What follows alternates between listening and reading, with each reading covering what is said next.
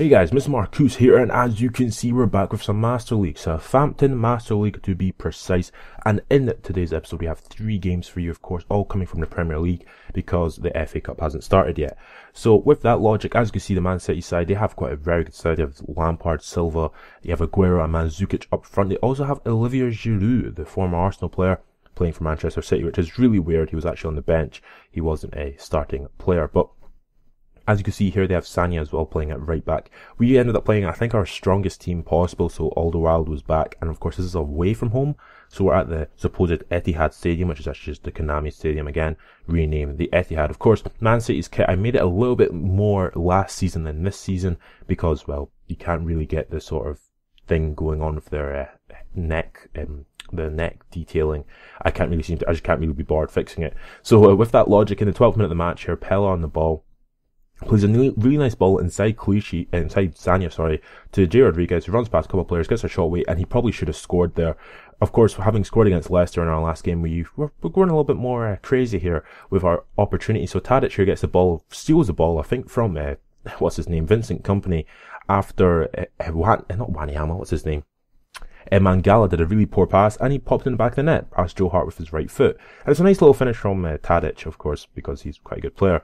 But into the 27th minute here, as they end up getting a shot away here eventually, or do they? Let me see. Hoshailan here gets the ball from Yaya Toure. He runs around for a bit, gives it to Tadic. Tadic waits for Shane Long to make that run, does a really nice pass through, and this is I really like this little counter-attacking sort of opportunity, as Jackrock comes flying in and he absolutely fails so badly.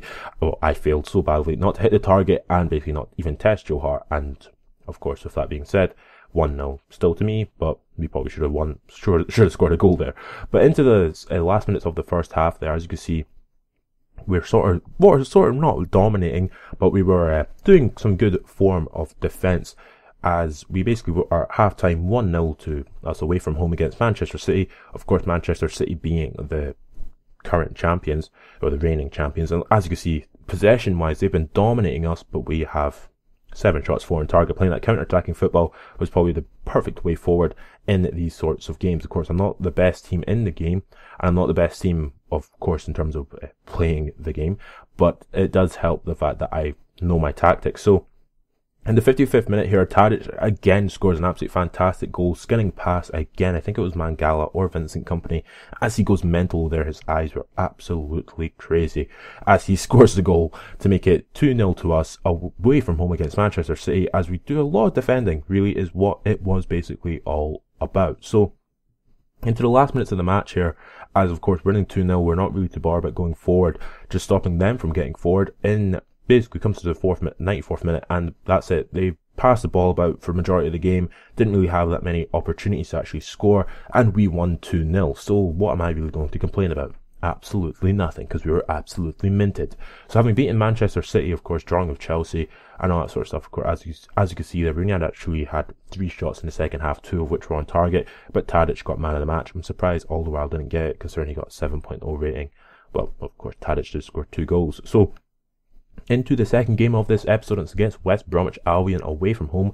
Alan Irvine's team playing a very defensive 4-5-1 there, as we sort of tried to play basically our best team possible. So, with that logic, we're playing away to the Hawthorns against West Bromwich Albion, and of course West Brom are a pretty good team. But again, we just beat Manchester City. We really should be going into this game with a lot more confidence in flowing through our veins, as we basically prepare for what could potentially be a relatively difficult game, because in this game Berahino isn't particularly good, but Ideye, the one who's playing up front for West Brom, is ridiculously good. He's like the Berahino of this game. So in the 12th minute of the match here, J. Rodriguez on the ball, doing a little bit of nice little bit of dribbling here, as he just tries to get away from Wisdom and gets a shot away. It's a really nice shot. It's a really good goal from J. Rodriguez. Of course, J. Rodriguez is probably my most favourite player playing for Southampton. I don't know what it is. I mean, of course, people are probably going to go, this isn't on Superstar. It actually is on Superstar. I'm just really good at the game. Because as you can see here, I run past a couple of players. I sort of used the opportunity with the space given to me. Pop into the top corner for an R2 shot. Nice little finesse shot into the top corner.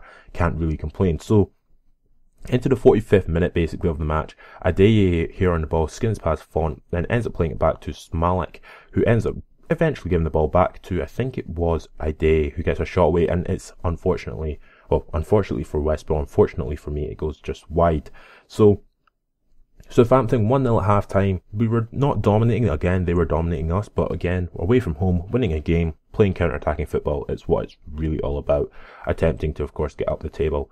I think I do show the table at the end of this match, of course I do, because that's how it always is. But into the second half here, as you can see here, Smalek on the ball again, skins past Nathaniel Klein, completely outdoes me, gives it to Sessegnon, and Sessegnon pings it into the back of the net. Nice little finish from Sessegnon after his first shot was rebounded back to him. Of course, no real face for Sessegnon, which is quite poor, considering that he's quite a good player. But into the 70th minute here, Pellè gets a shot away. It's a nice, I think it's Pellè. Is it Pellè who scored there? Or is it Schneiderlin? Or is it Jack Cork? It's Pellè who scores. It's quite a nice goal, actually. It's very, very quick from the sort of highlight that I show you. But basically from that, it was 2-1 to us, and then from kickoff, they actually went ahead and just scored straight away. I'm just going to tell you now, because they played some really nice football here. Eventually, Sessegnon gets it, gives it to Malumbu. Malumbu back to Davidson. Actually, they don't score at all. I score. I lied to you. I scored a minted goal with Pellè there. As you can see, they're pinging it into the top corner from about 35 yards out. So, yeah, winning 3-1 against West Brom and scoring probably what could potentially be goal of the season, as I just turned from the corner and ping it into the top corner. It's actually not into the top corner at all. It looks like it's in the top corner, but it's actually right above Ben Foster, and he probably should have saved it. It's just a really nice shot. I really enjoyed scoring that goal. But literally 4 minutes later, more or less from their kickoff, they get the ball eventually here with Ide, and he hits off the post and scores his goal to basically make it 3-2 to us. Jose Font going mental there, kicking him as he ran past him, and Ide makes it 3-2. And well, he scores the second goal for West Brom here. As we see in the last minute, coming to the last minutes of the match here, Fraser Forster makes a nice little save there. Eventually, of course, keeping that composure is what it's all about. Eventually here, I don't get the ball to Jay Rodriguez, but I do sort of slow down West Brom's attack in the last minutes of the match here as I attempt to get forward. Jack Cork goes sliding in with a 2-footed challenge and gets a straight red card, which doesn't really surprise me considering how bad the challenge actually was. I wasn't surprised at all, considering look at that. I don't hardly touch him, but if that was a real life game, he would probably be sent off in real life as well. But into the last minutes of the match, as you can see, it's a poor chance taken from West Brom, and they can't score a goal in the last minute. And Davis, of course, going mental, as of course I think he came on in like the last minutes of the match, or he had started. I don't know. He'd come on because I hadn't started him. And of course, as you can see, we won the game 3-2. Can't really complain. Again, we're winning games which we probably deserve to win, and we're playing quite well in terms of football. Pellè got man of the match with his 7.0 rating. Of course, scoring with 35 yards probably gets you man of the match as well. So, with that logic, here into the last match of this episode, it's against Swansea City, Gary Monk's Swansea City to be precise. And of course they have Wilfred Boney up front. Of course I played with Swansea City last year in Master League. Did quite well with them as well. Won like the league, won the FA Cup. I think I got quite far for the Champions League, and I think I just stopped playing because it was just so crap.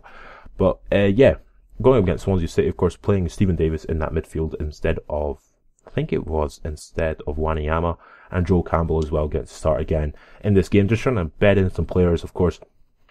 I loaned players, didn't buy anyone, of course, just to make it a little bit more realistic, because they wouldn't really go out of the way to buy too many people. But Joel Campbell, of course, starting there. I think that is Ashley Williams, which is really poor representation of the Wales captain, which makes no sense. I don't understand how he still doesn't have a real face, but I'm not going to complain because I'm not Welsh, so why would I even care? So with that being said, of course, against Swansea, we wanted to do quite well, considering that, of course, we've not lost a game yet in this season, and we didn't want to concede too many goals. We've only conceded, I think, 2, which is both against West Brom, which isn't too bad considering that, of course, they're West Brom. So into the first minute of basically the first half, nothing happened. Not much happened, nothing happened. Like literally nothing happened. Got the opportunity here in the last minutes of the match here. They crossed it in, got a nice header away, I think it was Shane Long, and it was 0-0 at half-time, and it was wide, of course. So 0-0 at half-time against Swansea isn't probably the best thing we could possibly have got, because, of course, we just beat West Brom, we've beaten Man City, but of course we're playing at home now, so we have to sort of go a little bit more forward in terms of possession game, and not just counter-attack football. So, into the 51st minute here, as Fraser Forster probably does the most retarded thing I've ever seen a goalkeeper do, as he runs past the player, John Joe Shelby pops into an empty net, and Swansea lead 1-0. Now, I was absolutely pissed off here. because I was like, well, Fraser Forster come out, and for whatever reason decided not to jump and just grab the ball. He decided to let it go past him, and I was pissed off. You probably can't hear it in my voice, but I am. So, into the 65th minute here, as Pellè on the ball runs past a couple of players, tries to get past Neil Taylor, can't get past him, Rosicky with a shot, and it's a really nice goal as Thomas Rosicky scores past his former Arsenal teammate, Lucas Fabianski, to get his first goal for the club, as well as equalise in the game against Swansea. Of course, Swansea, not too difficult a team, but we just could not break them down. They played really well, which was quite, not really that surprising, to be honest, considering how good they are. But into the literal last minutes of the match here, Jonjo Shelvey on the ball, trying to do some little bit of skill, not really sure what he's doing, as Wilfred Boney hits it wide, literally the last kick of the game, as we draw 1-1. Now, it's the first score draw of the season, which isn't too bad, but of course, winning, having considered that we beat Man City at the start of this episode and we beat West Brom, it was quite poor. So, with that logic, we'll see the table here, all the other results and the table. Of course, Man United beat West Ham, Newcastle beat West Brom, QPR and Tottenham drew 2-2. Sunderland beat Stoke, which doesn't really surprise me considering the Stoke aren't that good a team. Of course, we drew with Swansea, which doesn't really surprise me either. In the other results, Aston Villa got beat by Man City, Liverpool beat Burnley, Chelsea beat Leicester, Arsenal beat Everton, Crystal Palace beat Hull, and we are 5th in the table, which isn't too bad because we're 6 points behind Manchester United, and we're basically close to that Champions League spot, which is what we want. So, yeah, if you have enjoyed this video, subscribe to my channel for more, and catch you later.